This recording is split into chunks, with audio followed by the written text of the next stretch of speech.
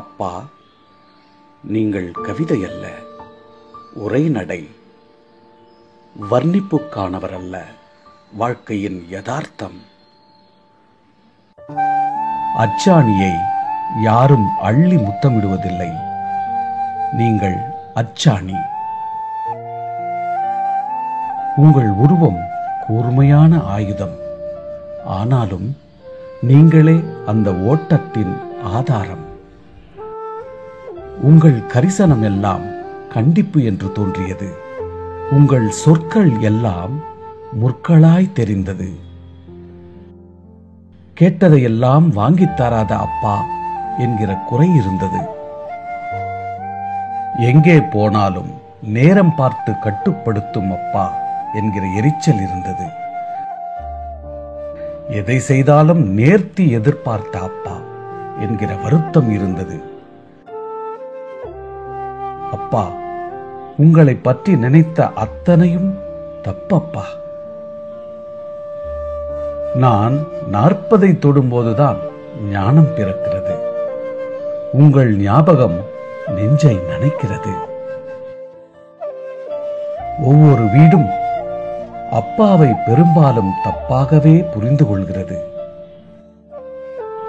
தாய்மடி, அத்தை மடி, காதலி மடி, மனைவி மடி என்று தேடிப்போய் தலை சாய்த்த உலகம் தந்தை மடியின் சுகம் அறிந்ததில்லை. தவறு செய்தபோது அடிக்காமல் திட்டாமல் மௌன விரதம் இருந்து தண்டித்தவர் நீங்கள். வாய்வரை வந்த பொய்கள் உங்கள் கண்களை பார்த்தால் எச்சிலோடு கரைந்துவிடும். என் பிள்ளை என்னை விட உயர வேண்டும் என்று களைக்காமல் சளைக்காமல் உழைத்தவர் நீங்கள். அலுவல் முடிந்து அழுக்காய்தான் நுழைவீர்கள், ஆனால் கரைபடியாத கரத்தோடு வருவீர்கள். ஆணியில் தொங்கும் உங்கள் சட்டை பையே வீட்டு வங்கி. அது குண்டாயிருந்தால் கொண்டாட்டம், அது ஒட்டி போயிருந்தால் கலக்கம். இருந்தாலும் சந்தோஷத்துக்கு பஞ்சம் வராமல் பார்த்து கொண்ட குடும்பத் தலைவன் நீங்கள். பக்கத்து வீட்டை பார்த்து நீளம் உயரம் தாண்டக்கூடாது என்று போதித்தவர் நீங்கள்.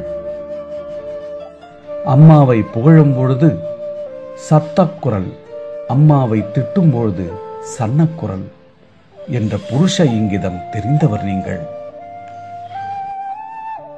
உன் அம்மாவை நான் கோபித்தால் பாசம், என் மனைவியை நீ கோபித்தால் மோசம் என்று கட்டியவளை விட்டு கொடுக்காத கண்ணிய கணவன் நீங்கள். வாட்ட வந்த வறுமையை சிரித்து பேசி வழியனுப்பி வைத்தவர் நீங்கள். இழக்கக்கூடாத செல்வம் தன்மானம் என்ற கல்வியை தந்த வீரர் நீங்கள். நான் வென்றபோது தேங்கி விடுவேனோ என்று கைதட்டாமல் கடந்து சென்றீர்கள். நான் தோற்றபோது வாடி விடுவேனோ என்று வாஞ்சையாய் அணைத்துக் கொண்டீர்கள்.